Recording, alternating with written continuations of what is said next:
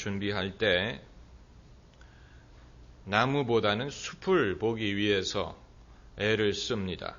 다시 말하면 다짜고짜 구절 속에 들어가기보다는 먼저 그 구절이 왜 여기 있고 이 구절을 통해서 하나님이 말씀하시고자 하는 것이 무엇인가부터 생각을 하려고 하는 것입니다.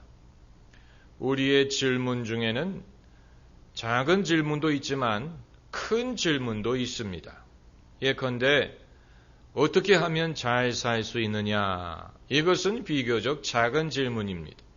그보다 더 큰 질문은 인간은 왜 사느냐? 무엇으로 사느냐? 어떻게 사는 것이 잘 사는 것이냐? 이런 것입니다. 큰 질문에 대해서 답변을 얻지 못하면 작은 답변은 별로 도움이 되지 않습니다. 십계명에 대해서도 마찬가지입니다. 십계명의 계명 하나하나를 살펴보는 것도 중요하지만 왜 하나님은 십계명을 주셨을까? 이 계명 주심을 통하여 하나님이 우리에게 하고자 하시는 말씀이 무엇인가를 생각하는 것도 중요한 것입니다. 여러분도 아시다시피 모세 이전에는 십계명이 없었습니다.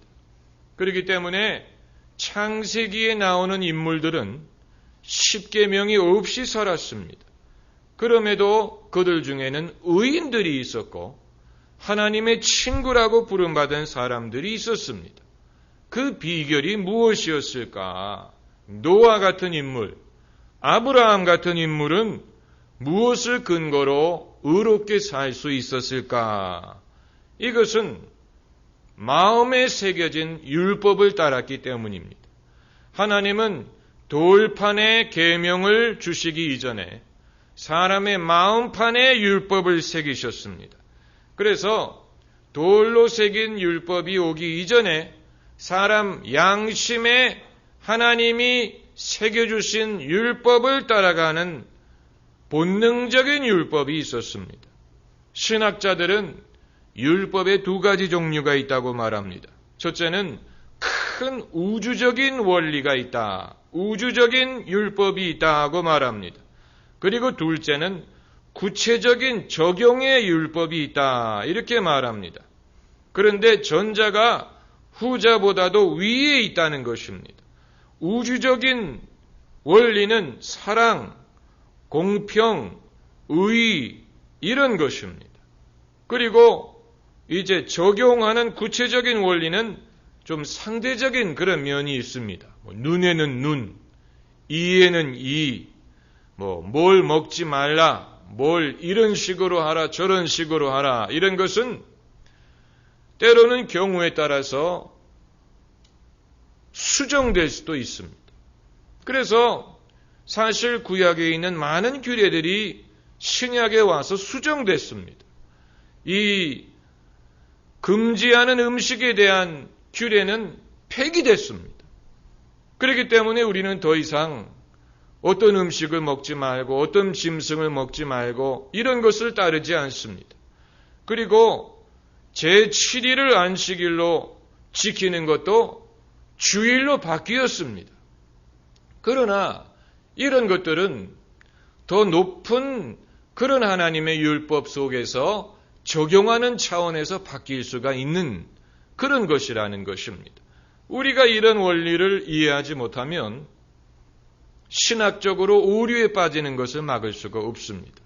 그래서 안식일의 교회라든가 안식일교 같은 데서는 여전히 토요일을 안식으로 주장하고 또 구약의 이 금지된 음식에 대한 규례를 지키려고 애를 쓰는데 그들의 논리를 우리가 문자 그대로는 물리칠 수가 없습니다.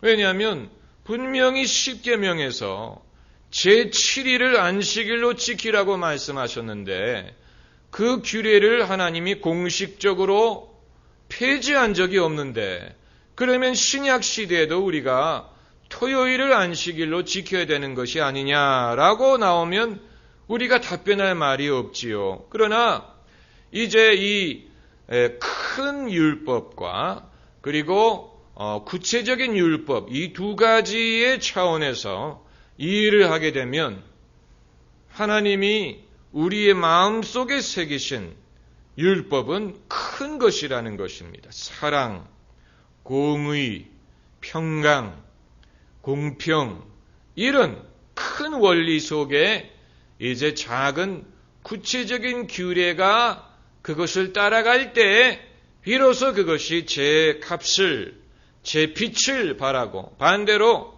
이 큰 틀을 벗어나게 되고 이것을 잃어버리게 되면 그때는 바리새인이 되는 것입니다. 그래서 안식일 날 병자 고치는 것을 반대하고 안식일 날 병자 고치는 것을 핍박하고 이런 식으로 이 약대는 걸으면서 하루살이는 약대는 삼키면서 하루살이는 걸러내는 그런 실수를 범할 수가 있습니다. 그러면 하나님의 율법이 우리의 양심에 새겨져 있는데 왜 대다수의 인간은 그것을 떠나갔기 때문에 하나님이 다시 돌판에다가 당신의 계명을 새겨서 주셔야 했느냐? 거기에 인간의 타락의 모습을 발견하게 되는 것입니다. 거기에 타락의 증거가 있는 것입니다. 타락의 증거. 타락이라는 것은 원래는 그렇지 않았다는 것을 전제합니다. 인간이 원래는 그렇지 않았는데 어느 시점에서 그들이 떨어졌어요. 추락했습니다. 그것이 바로 죄의 흔적입니다. 그러니까 우리의 양심에 하나님이 당신의 율법을 새겨 놓으셨는데 우리가 그것을 무시하고 또 저항하고 그것을 불순종하게 되니까 점점 우리의 마음이 강팍해져서 이제는 하나님이 양심에서 말씀하시는 게 잘 안 들려요. 잘 안 들리고 또 혼동하고 그래서 다시 하나님이 이제는 돌판을 통하여 선지자들을 통하여 당신의 말씀을 우리에게 다시 알려주시면서 이제 하나님이 하시는 말씀은 회개하라는 것입니다. 회개하라. 원래부터 우리가 하나님의 말씀을 알고 있어야 회개가 성립이 되지요. 원래부터 그것이 나쁘다는 것을 모르는 사람은 회개라는 말이 성립할 수가 없죠. 그러니까 사람의 책임, 도덕적인 책임이 있어야 회개가 성립이 되는 것이 아닙니까? 그런데 하나님이 십계명을 주신 것은 이스라엘 백성과 맺은 언약 속에 가장 우선되는 행위입니다.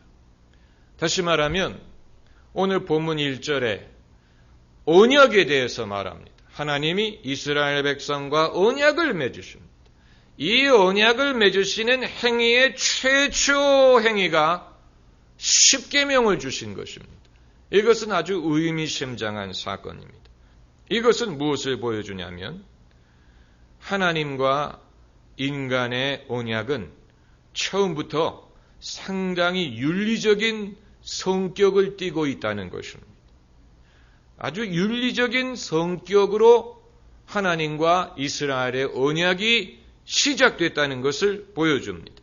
이것은 인류의 하등 종교와 대조가 됩니다. 고등 종교가 있고 하등 종교가 있는데 하등 종교와 대조가 됩니다. 우리 민족 정서의 저변에 깔려있는 무속신앙을 살펴보면 여기는 궁극적인 윤리의 요소가 없습니다. 윤리적인 요소가 없습니다. 무속신앙은 어떻게 하면 사람이 재앙을 피하고 또 애군을 피하고 복을 받을 수 있는가? 이게 그들의 관심사. 어떻게 하면 애군을 피하고 복을 받을 수 있느냐? 이게 무속신앙이 말하는 것입니다.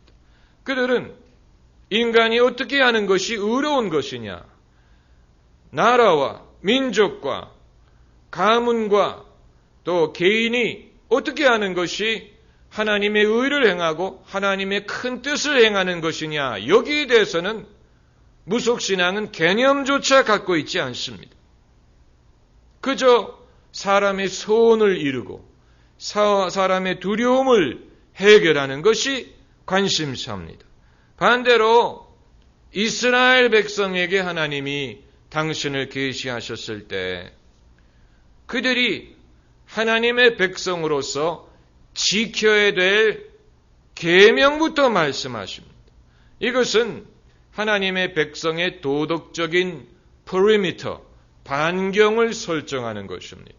너희는 하나님의 백성이니 내 백성이니 너희는 이렇게 살아라 라고 하나님이 우리의 삶에 이 거룩한 테두리를 쳐주시는 것이라고 볼 수 있습니다.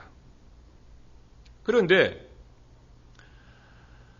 이제 이 십계명을 살펴보면 십계명의 세 가지 면을 발견합니다. 첫째는 십계명은 상당히 합리적이다라는 사실입니다. 아주 합리적입니다. 이것은 무슨 뜻이냐면 입장을 바꿔서 생각할 때 만민에게 통하는 규칙입니다. 다시 말하면 십계명의 정당성을 우리가 어디서 찾을 수 있느냐? 하나님이 명하셨기 때문이다라고 말할 수도 있지만 그것은 순한 윤리가 됩니다. 그러면 하나님이 말씀하셨기 때문에 지켜야 된다. 이런 식으로. 그런데 그렇게 말하지 않더라도 여기에 등장하는 이 계명들은 우리가 합리적으로 생각할 때 어느 누구라도 당연하다고 동의할 만한 그런 규칙을 말하고 있다는 것입니다. 철학자 칸트는 이 정언명령이라는 그런 이제 개념을 말했습니다. 정언명령, categorical imperative. 그 말은 우리가 이 합리적으로 가장 근본적인 이 규례를 말하자면 그게 뭐냐면 남이 너에게 하기를 원치 않는 것은 너도 남에게 하지 말라. 이것은 모든 사람에게 통한다는 것입니다. 모든 사람에게 남이 너에게 하기를 원치 않는 것은 너도 남에게 하지 말라. 그것을 정언 명령이라고 부르는데 이것은 하나님을 개입시키지 않아도 순전히 이론적인 차원에서도 모든 사람이 동의할 수 있는 규칙입니다. 이건 모든 사람에게 통함, 합리적입니다. 왜냐하면 도둑질이든 살인이든 무슨 거짓말하는 것이든 이런 모든 것이 남이 내게 하는 것을 원치 않는 것이기 때문에 그것을 나도 남에게 하지 말라. 이건 하나님의 어떤 권위를 들먹이지 않더라도 모든 사람에게 통하는 것이라는 것입니다. 그래서 하나님이 주시는 이 계명이 지극히 합리적이라고 말씀드리는 것입니다. 그리고 두 번째는 이 모든 규례는 인간의 삶을 복되게 하기 위한 것입니다. 이것은 사람을 묶어놓기 위한 것이 아니고 하나님이 폭군처럼 인간을 부리려고 하지 않습니다. 이것이 올바른 기독교 신앙과 사이비 종교의 큰 차이점입니다. 사이비 종교는 결국은 양무리를 교주가 폭군처럼 부려먹는 것입니다. 양무리를 거짓 선지자가 폭군처럼 부려먹는 것입니다. 그래서 거기에는 엄청난 협박과 공갈과 정죄와 두려움과 저주와 이런 것이 있습니다. 뭐 어렵게 생각할 필요 없습니다. 이단 종교의 특징이 바로 그것입니다. 이단 종교는 거기에 몸담았던 사람이 떠나가면 얼마나 무섭게 대하는지 모릅니다. 얼마나 무섭게 하는지. 이단 종교의 특징을 거기서 봅니다. 기독교는 교회 다니다가 떠나가면 섭섭할 수는 있죠. 섭섭하고 또 언짢을 수는 있지만, 그러나 교인들이 돌아가면서 찾아가서 뒤를 미행한다든가, 뭐 협박을 한다든가, 뭐 공갈을 한다든가, 뭐 정죄를 한다든가, 그렇게 하지 않지요. 그렇게 하지 않습니다. 그러나 이단 종교는 아주 무섭습니다. 그래서 양들을 두려움을 통해서 또 벌받을 것을 두려워하게 하고, 뭐 저주받을 것을 두려워하게 하고, 또 별의별 그런 심리적인 방법으로 양 무리들이 스스로 생각하지 못하고 스스로 판단하지 못하고 자신의 양심과 자신의 상식을 사용하지 못하고 절대적으로 순종하고 지배당하게 만듭니다. 아주 무섭습니다. 이단과 사이비는 그런 면이 있습니다. 그러나 하나님은 그렇게 하시죠. 이 십계명에 하나님이 인간을 협박하시는 구절은 한 구절밖에 없습니다. 그게 바로 9절 말씀입니다. 나 여호와 너희 하나님은 질투하는 하나님인즉 나를 미워하는 자의 죄를 갚되, 그리고 나를 사랑하고 내 계명을 지키는 자에게는 천대까지 은혜를 베푸느니라. 이것이 십계명에서 거의 유일하게 하나님의 협박성 발언입니다. 그런데 이것도 우리가 새겨서 들어야 되는 것은, 하나님이 계명을 말씀하시면서 구속력이 있는 계명을 말씀하지 않으면 그것은 계명이라고 볼 수 없고 권고사항이 될 것입니다. 그렇지 않습니까? 이건 권고사항이 아니고 이렇게 했으면 좋겠다. 너희가 이렇게 하면 좋지 않겠냐? 이런 권고사항이 아니고 이렇게 하라는 명령입니다. 명령. 여기에 대해서는 우리가 토를 달 수가 없어요. 여러분, 귀를 청소할 때 쓰시는 면봉, 그게 이제 원래 큐팁스라는 그런 브랜드로 소개가 됐었는데, 그 큐팁스 면봉 박스에 보면은 권고사항이 적혀 있습니다. 귀 속 깊은 데에 넣지 말라. 언저리만 써라. 근데 대다수의 사람들이 안 지키지요. 그 속까지 해야지 시원하니까. 거기에 이제 쓴 게 그게 권고사항. 귀 속 깊은 데에 집어넣지 말고 언저리를 청소할 때만 쓰시오. 권고사항입니다. 하나님이 인간에게 권고사항을 말씀하시는 게 아니, 너희가 이렇게 하면 좀 더 행복하지 않겠냐, 너희가 이렇게 하면 좀 더 형통할 수 있지 않겠느냐는 권고사항이 아니고 계명이 계명. 그런데 계명이 계명되기 위해서는 구속력이 있어야 돼.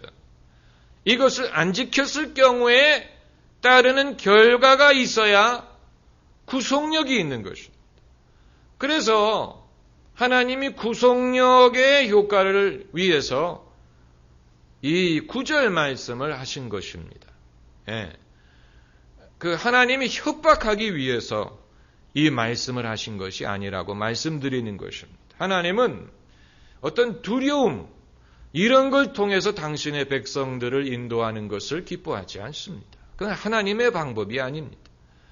사람이 사람을 지도하는 방법에도 두려움을 사용하는 방법은 원시적인 사회에서나 통합니다. 아주 민도가 낮고 또 민주주의라든가 책임이라는 것이 없는, 개념이 없는 그런 사회에서는 힘으로 다스립니다. 그러나 사람들의 의식이 깨이면 그 방법이 먹히지 않습니다.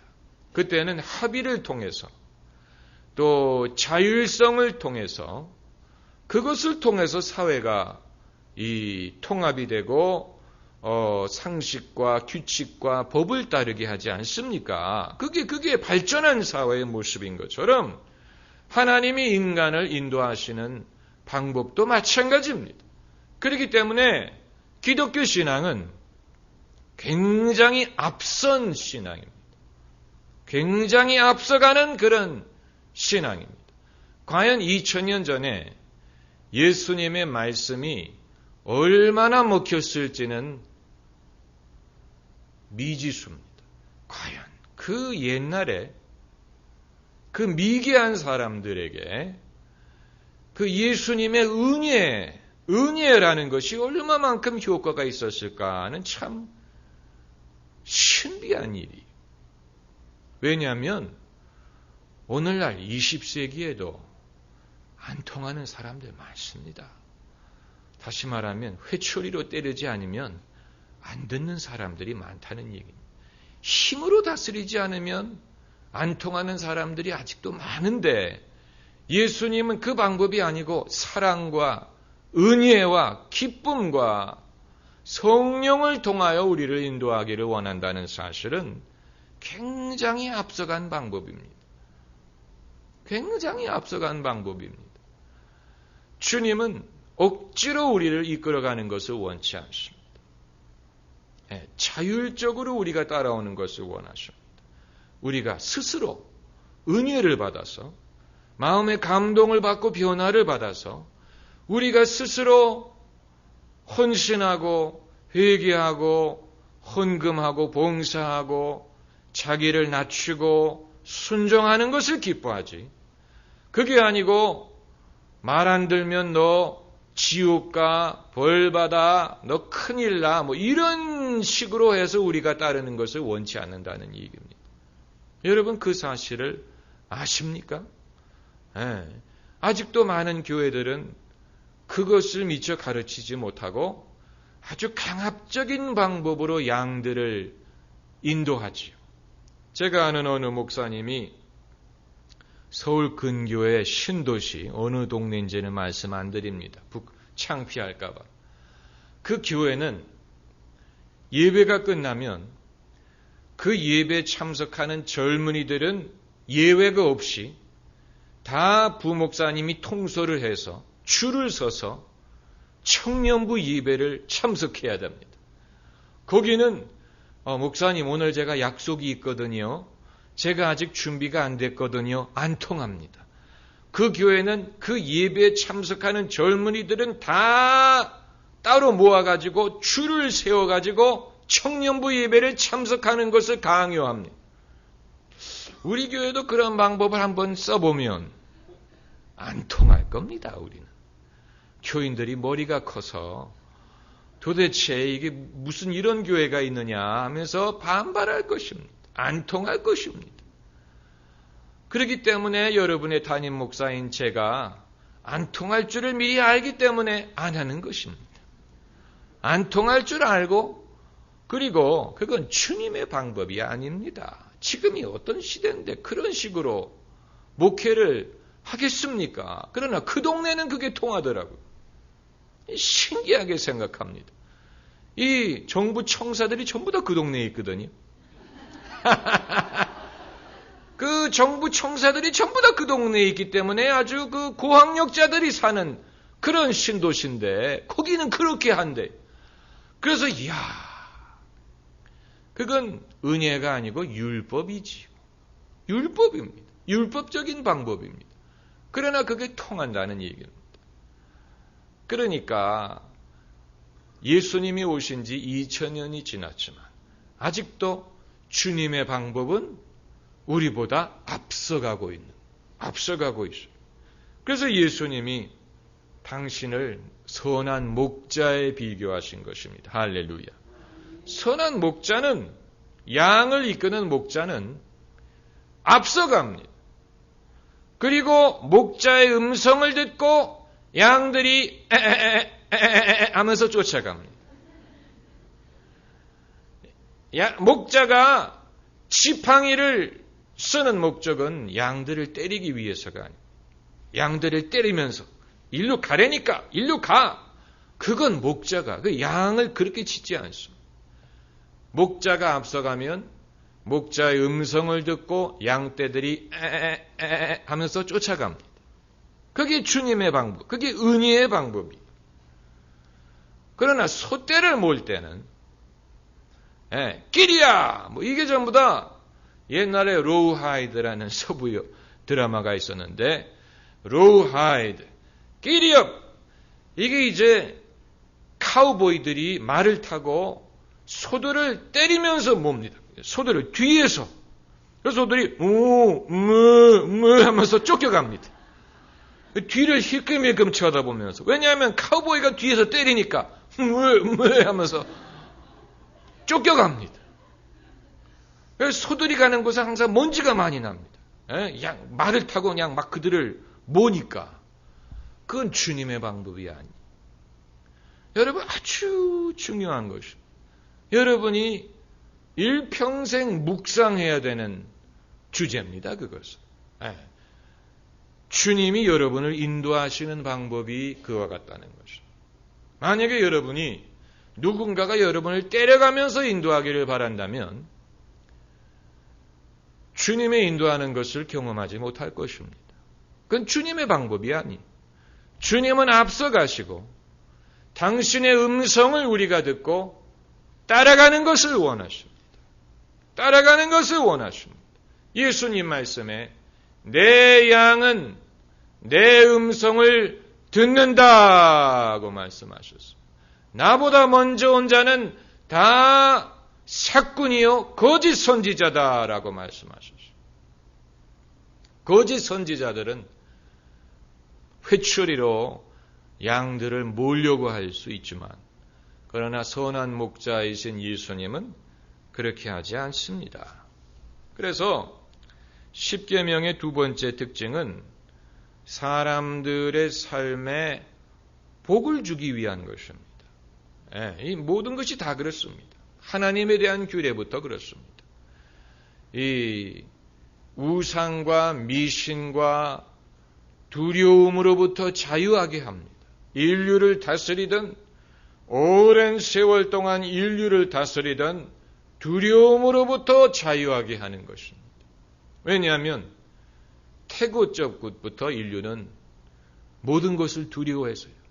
번개가 치면 번개를 두려워하고 천둥을 두려워하고 곰을 두려워하고 호랑이를 두려워하고 하늘을 두려워하고 땅을 두려워 강물을 두려워하고 바닷물을 두려워하고 그래서 바다에 고기 잡으러 나갈 때 심청이를 제물로 바친 것도 그런 것입니다. 바다의 신을 달래기 위해서 바다가 무서우니까 나무를 두려워하고 바람을 두려워하고 수많은 것을 두려워하는데 그러나 십계명의 하나님의 말씀이 이런 모든 것을 섬기지 말라. 하늘에 있는 것이나 땅에 있는 것이나 땅 아래에 있는 것의 형상도 만들지 말고 절하지 말고 섬기지 말라. 두려워하지 말라는 것입니다. 그것은 다 피조물에 불과하다는 것입니다. 오히려 하나님께서는 아담과 하와에게 당신이 만든 동산을 다스릴 권세를 주셨는데 인류가 무지해서 이 모든 것을 다스리지 못하고 오히려 다스림을 받고 산다는, 두려워하면서 산다는. 이 십계명에 그러므로 놀라운 인간 의식의 혁신이 되는 것입니다. 그리고 안식일에 대한 규례도 그렇고 하나님이 쉬라고 하니까 사람이 쉬지. 이 계명이 없었으면 사람은 옛날에 병들어 죽고 지쳐서 죽고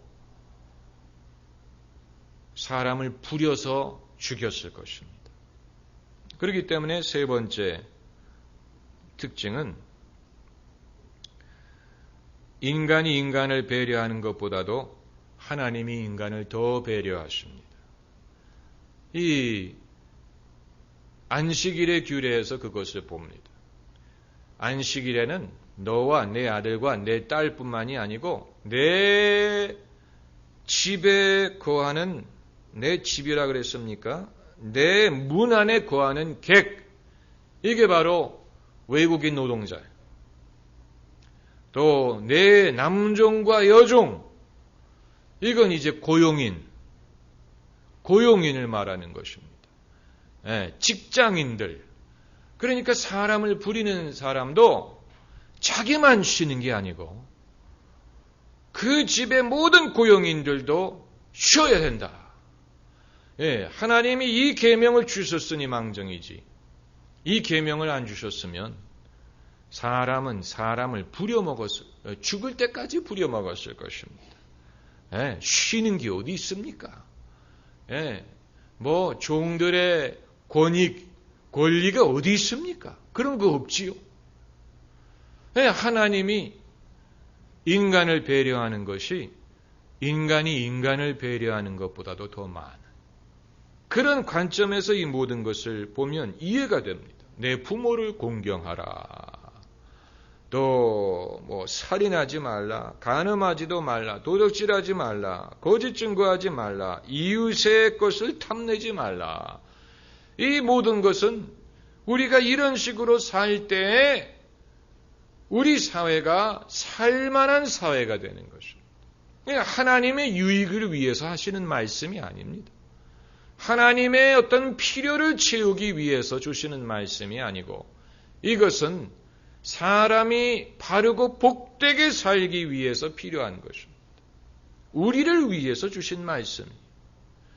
이것은 지극히 합리적인 것이지만 사람은 합리적인 것도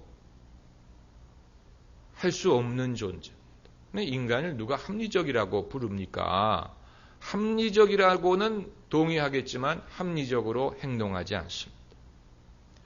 하나님은 그걸 아시기 때문에 그러니까 첫 번째 질문으로 돌아가서 왜 하나님이 십계명을 주셨느냐? 여기에 하나님의 성품과 하나님의 선하심과 긍휼과 지혜와 하나님의 배려와 사랑과 하나님의 깊은 그 지혜를 우리에게 보여주는 것입니다.